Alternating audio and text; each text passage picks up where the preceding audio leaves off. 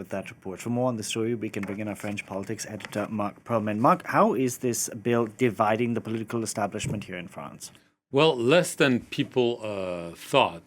This has been a long story.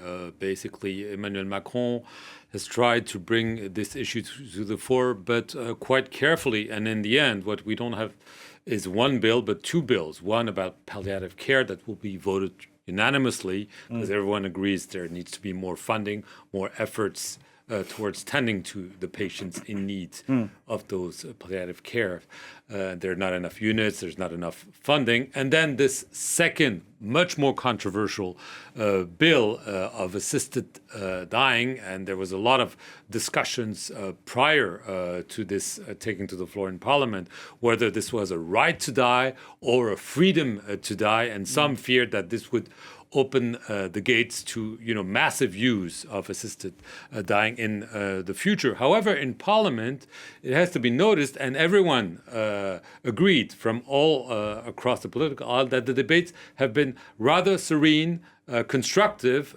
This in stark contrast with nearly every other issue making it to the floor of a National Assembly. We've seen fireworks for the budget, for immigration, for pensions, and the list goes on and on. However, on this issue, there's been rather constructive discussion, and there's been a near consensus between the left, the centrist bloc backed by Emmanuel Macron, and even some members of the far right. There's a disagreement, and there's freedom to vote. The little different groups have not forced their members to vote accordingly because they said this is a deeply personal issue. There's clearly an ethical dimension to this, for some a religious dimension to this. However, the expectation is the vote, which is starting as we speak. There'll be discussion, there'll be debate.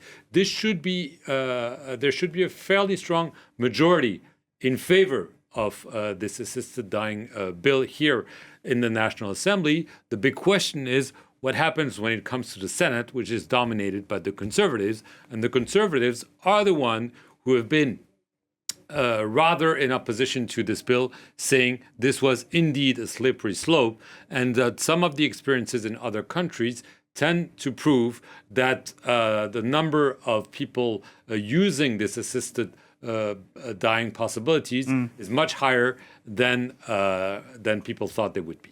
Because we saw there in that report, which we played earlier, that the French Prime Minister seems to be quite reticent. So I wanted to ask you, if this bill, the controversial one, does in fact make its way through the National Assembly, then it heads to the Senate. What's the likelihood that it passes there, given the structure we have today? It's likely that it's going to be difficult for the Senate, because of the domination of the conservative camp there, to accept the bill as is. There could be amendments, maybe in the criteria we saw, maybe in the way this is being implemented, because there is a big question mark is what the doctors will do. So some doctors' unions have been quite opposed to this, because they say there's going to be a lot of pressure, psychological pressure on us. Patients will come. We'll have to decide. It's been agreed that this would be collegial discussions. At least three would be doctors or nurses would be involved. However,